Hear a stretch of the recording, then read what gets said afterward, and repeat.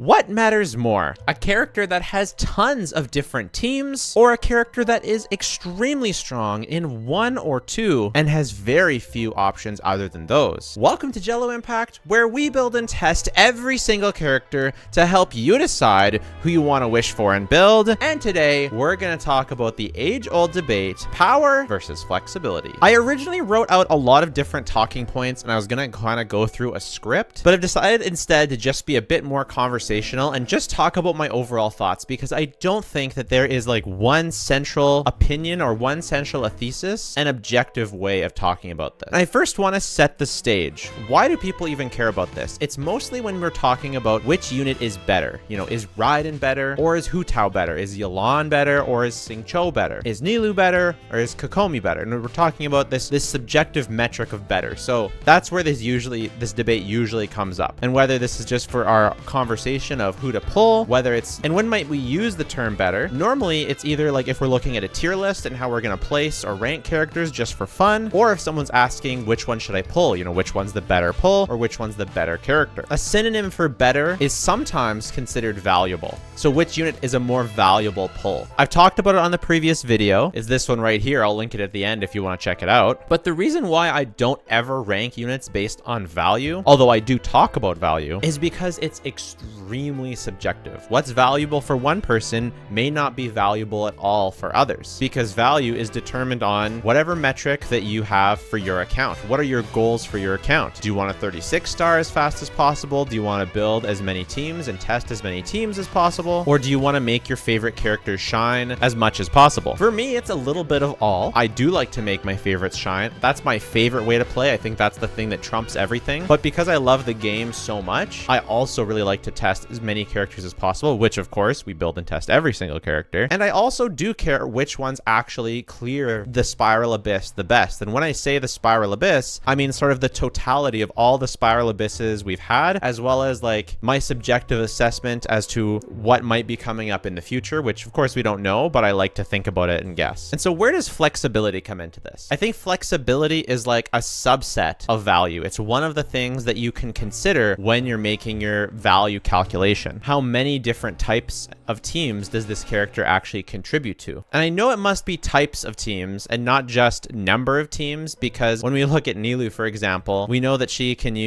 always needs Nahida. And aside from that, she can use virtually any other Dendro character and any other Hydra character to fill out these final two slots, and the team will be functional, if not very good. But people consider Nilou not a very flexible unit. So despite her having, 1, 2, 3, 4, 5, 6, 7, 8, 9, 10, 11, 12, 13. So when we look at flexibility, we take someone like Kokomi. She is like the ultimate flexible unit. Not only is she a healer, so she can take the healer slot, but she works on so many teams. She works on basically every Dendro team. You can make her into a Hyper Bloom team. You can make her into a Nilou team, but you can also just slap her with other units. You can put her on a Pyro team. You can put her on a Freeze team. You can make her into an Electro Charge team, or you can just slap her on a flex slot with the overworld as your healer, along with whoever else you want to be using. So if we're looking at flexibility, like someone like Kokomi, because she takes that healer slot, she is like the most flexible unit in the game. And so if your main metric for judging a unit is how many teams that they can possibly be on, then by all accounts, she is one of the most valuable and one of the best characters that you can get. And I 100% see that. The reason why I don't judge characters like this, I'm not saying this is right or wrong, it's just how I end up doing things, is because the more you progress in your account, the more characters you end up getting and building, and the less, at least for someone like me, the less I end up choosing sort of suboptimal units. And it's not that I don't like to play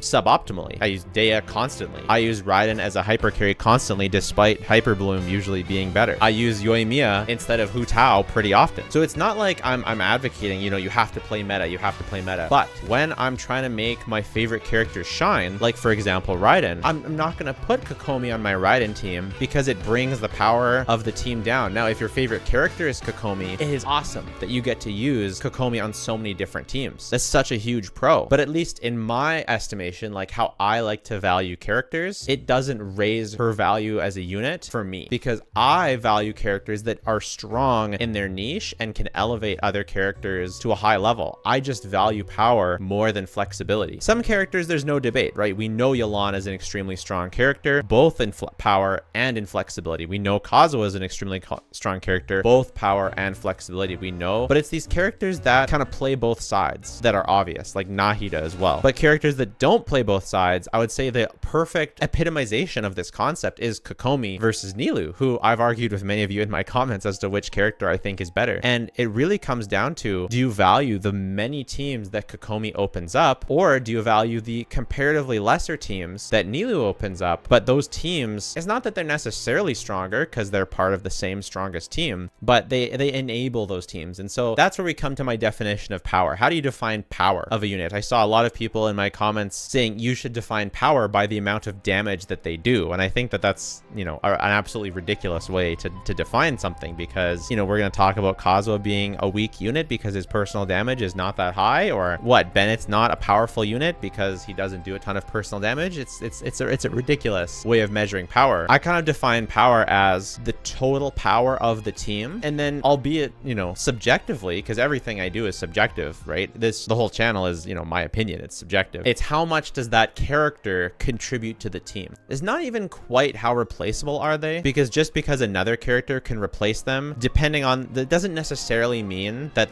their contribution to the team is lower. So to be honest, it's a very, very subjective ranking. Like how much does a character contribute to the team? Like, I think Yelan, she contributes a lot to a Hyper Bloom team, like a lot, but you can easily replace her with a Sing Cho, and he contributes a lot to the Hyper Bloom team. So you can't really say that because they're replaceable that they don't contribute as much, or they're not strong contributors to the team, because they are very strong contributors to the team. I just find this so interesting. Like, Kuki also contributes a lot to a Hyper Bloom team, being both the healer and consistent electro applicator from off field that allows you to have a different on fielder. She contributes a lot to the team, but a lot of people wouldn't rank her nearly as high as those other characters, and rightly so, I wouldn't either. But they kind of like discount how much she contributes to a Hyper Bloom team because she's not as good on other teams. But I think she does contribute a lot to that team, so I think she should be considered strong. And I know I'm gonna get a ton of comments talking about how I'm just rambling and you know, I'm not really making any sense and not really saying anything, and I get that, and that's honestly fine. But it's kind of like playing to my myths video, where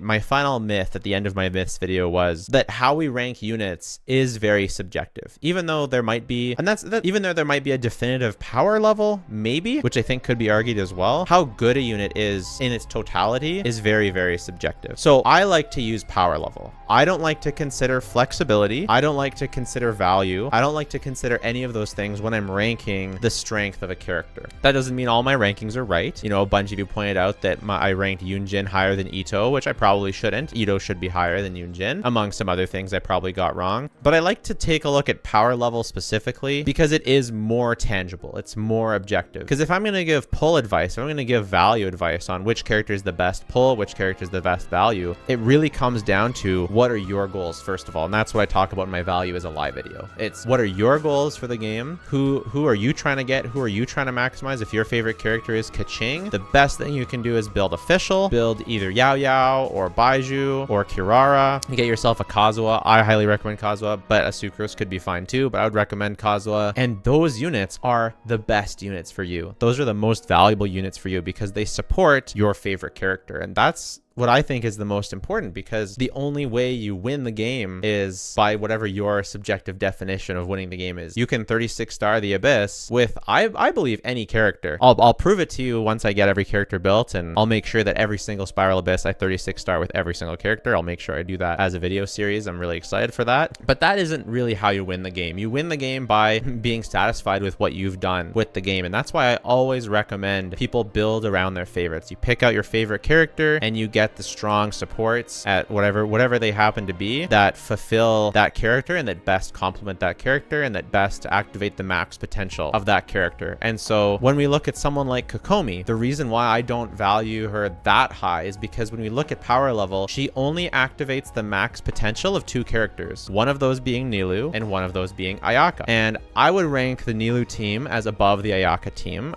on overall power. And if Kokomi's best team is part of a Nilou team, and And Nilou barely loses anything by switching to a different Hydro. Like you can do Ayato with Baiju or Nuvolette with Baiju. Obviously, you still have Nahida. Or you do Barbara with Kurara, or Barbara with Kave, or whatever it may be. Or even Barbara with Baiju. The teams don't lose very much from dropping Kokomi and going for a different combination of Hydro. And so to me, when I look at which character is better, you can see why I would come to the conclusion that Nilou is by far the better character, and it's not even close because she's so much stronger, because I value power level higher than I do flexibility. But I can absolutely 100% see that if you value flexibility, then you would value Kokomi better. And this comes to hell. I'll finish up a point I was talking about earlier.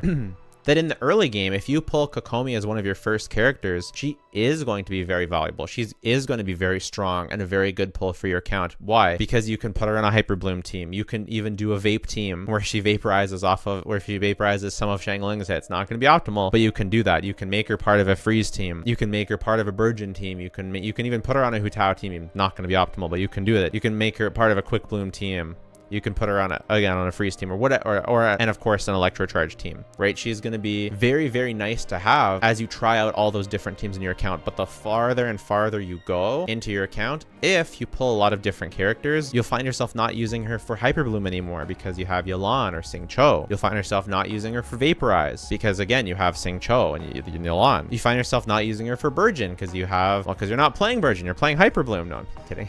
But because you're still going to generally want to use Sing Cho. And you'll eventually get to the point where I'm at, where unless you really like just using Kokomi for the sake of it, you basically just end up using her with Nilou and with Ayaka. And I still think she's a great character. I think she's the best. If you love Nilou and you love Ayaka, I think pulling her is a great idea so that you can get, the ceiling teams for these characters and you can get especially the most comfortable playstyle. And if you value comfort, like if you're not a super hardcore optimal brain, like I don't know if there's something wrong with my brain, but when I'm doing something that's not optimal, it hurts my brain. And if I do optimal around a framework, that's fine. Like if I want to make the best Kokomi on-fielder team possible, that's fine with me, but not if I'm trying to pretend that it's the most optimal team. Like again, I use Yoimiya all the time, but I'm gonna find a way to use her in the most optimal way for that content. And so sometimes that's gonna be double Hydra with Zhongli. Sometimes it's gonna be Yelan with Yunjin with Zhongli. Sometimes it's gonna be Bennett Kazuha with Yelan and from a Yoimiya team. So I'm gonna find the most optimal way to use my favorite character. That's how my mind works. It's like, what's the optimal way that I can build around my favorite character for whatever content that I'm facing? I think if you're a Kokomi fan, you're so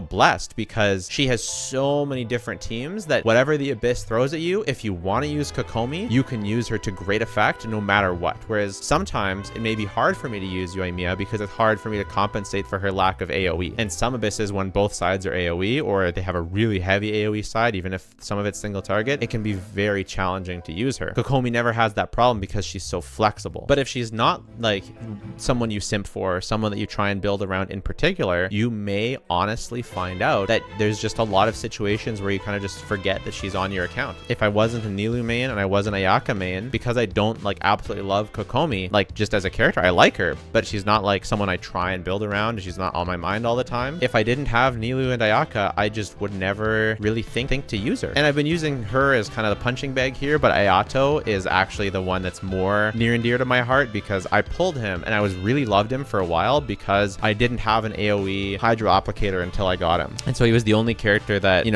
let me have a really comfortable freeze team. But then I got, then I started using Sing Cho. Then I wasn't really happy with like his energy issues or, just using him as a burst bot felt kind of weird, especially since, I was just like, I just wish I saved and got Kokomi instead, but Kokomi just reran. And so I am really, really happy I got Kokomi because I don't know how I could play Freeze Ayaka without her. She's just so good for Freeze Ayaka. Like I couldn't play Freeze Ayaka without her anymore now that I've played her. And Ayato, like he really doesn't have any particular teams where he's like always the best. I think but he's like a jack of all trades character. So if you really like Ayato, it's so great because if you really like Ayato, he's so solid in so many teams, whether it's Freeze or Vaporize or Electrocharge or Soup or Hyper Bloom or Burgeon, he's so solid in so many teams. And so if you really value flexibility and just getting one character that can do tons of different kinds of teams, he's so good. He's like one of the best characters in the game. And so if you think that he's one of the best characters in the game, I think it just depends on your criteria. What are your criteria? The way that I like to play, I almost end up never using it. But if you either love Ayato or you love just getting one character and being able to do everything with it and not wishing for other characters, then he's an amazing pull. What I think you'll find though is if you do horizontally invest, the lower that Ayato's value will be. The more you horizontally invest, the lower Kokomi's value will be, because you'll end up with units like Yelan, like Novelette, like all these different characters. However, if you vertically invest, whether in Ayato, who does actually have pretty decent constellations, or if you vertically invest in other characters and you just use Ayato as that flex and that glue, and then you vertically invest in other characters, then he probably would retain his value because you don't need that extra boost in power. So for Kokomi, I could imagine like a whale or a dolphin really, really highly valuing Kokomi, because all of a sudden playing optimal doesn't matter as much. Like a big reason that I like to play optimal is because I am vertically invested, very spread out, and I play at the free-to-play level.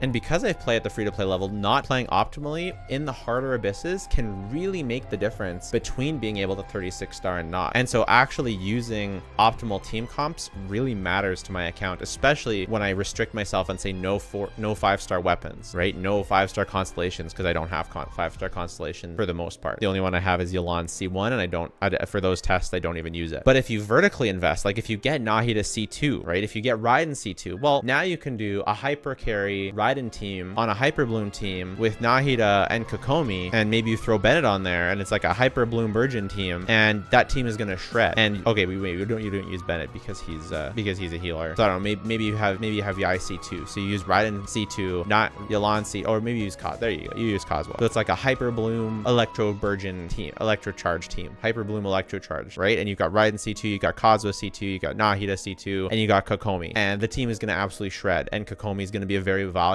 part of it, because like the more vertically invested you are, the more flexibility matters for your other characters, and the more horizontally invested you are, the more the power level at C0 matters for those characters. And it's also a toss-up for brand new players, because sometimes you're going to want the straight up power that someone like Nilou gives you so that you can power through and actually clear an abyss earlier and faster than you would have, or the flexibility that matters for Kokomi so that you can run different types of teams to counter the abyss. So it's a very, very, very nuanced discussion. There's no way to say there's no way for us all to agree on which unit is better, whether it's Nilou or whether it's Kokomi, because we have different definitions of better. What's the goal that we're working towards? We're not working towards all the same goal, and that's totally fine. That's one of the joys of life. I think that if you actually watch this video to the end and you didn't just comment your opinion, I'll know who you are. If you just commented your opinion in the bottom and you're like, you're wrong because this and this and that, I'll know you didn't actually watch and listen to the video, because I'm not saying that my opinion or my way of doing things is the right one, and I'm not saying that you're wrong if you think Kokomi is better than Nilou. I'm not saying you're wrong. You're right by a different definition, and maybe you are right. Maybe I'm wrong about the power level thing too. Maybe Kokomi is a higher power level than Nilou, and I'm open to that. Let me know in the comments what teams you think perform better. But hopefully we can have a nice civil discussion, because there's two things that I do on this channel. Number one, I give people information on which to base their pulls, and I talk about meta. I talk about which characters I think are stronger objectively. And I don't want you to conflate the two. I'm not saying you should pull because a character is strong. I think you should build around your favorites. And again, the caveat being, unless you just want to pull which characters are strong, in which case I'd recommend a different video. I'd recommend this video. If you have these 5 stars, you beat the game. The video that sparked this whole discussion was my video, The Strongest Characters of Each Type. And again, I do think I was wrong about some of those. I didn't put as crazy amount of thought into this video as I did into my tier list video, for example, where I go through every single character, and I was just more like, I think I was a bit more objective, or a bit more, I think it's not that I didn't put thought into the video, I didn't define my terms clearly enough. And I think it's a good lesson for us all to define whatever way you're going to rank your characters, or you're going to rank anything, or the way you're going to judge anything in life. You want to make sure that you're on the same page with whoever you're talking to, that you define your terms clearly, because that was the problem. I did my terms were based on power level, but I didn't properly define that. If I had properly defined that, I would have had less people, you know, disagreeing. I still would have had people disagreeing because, as I said, for example, the Yunjin one, I do agree that, you know, Ito is probably an objectively higher power level than Yunjin. However, a lot of people said Faruzan does not belong in the top 3. And I definitely disagree with that because her power level is insane with how much she improves a Wanderer team, how much she improves a Zhao team. And you can say, hey, you know, she's only as good as the DPSs she's supporting, but you could say that about a Kazuha as well. Like, well, we're going to rank Kazuha lower because he's just a support and not a DPS? I don't think so. I think I think people are just conflate, or people are just arguing because she's so inflexible. She only works for Animo DPSs, whereas Kazuha works for a lot of characters. But I think the idea that she's a support means she's lower. No, I think that makes her, I think it doesn't change. I don't think supports are, I think if anything, supports are inherently higher. So again, I know this video is pretty rambly, but I wanted to have like a proper talk, like a proper discussion, because I'm not just trying to make a list of points. I'm trying to walk through my mindset, and I'd love to hear your mindset as well, especially if you actually watched and understood the video. If you want to continue this discussion with other people in the community, we have a great community over on Discord. If you want to subscribe, we're almost at 20,000 subscribers. It really means a lot to me, and it really helps out the channel. If you want to check out my Patreon and support what we're doing here, it really helps. It supports my family. If you want to see my reactions to Genshin trailers and more casual type content, if you want to see me cover other gacha games such as Star Rail, Zenless Zone Zero, Weathering Waves, check out my channel, The Jello Show, and make sure you're subscribed to that. And if you don't want to do any of those things, that is totally fine. Just watching the video has been more than enough. Thanks so much. Bye for now.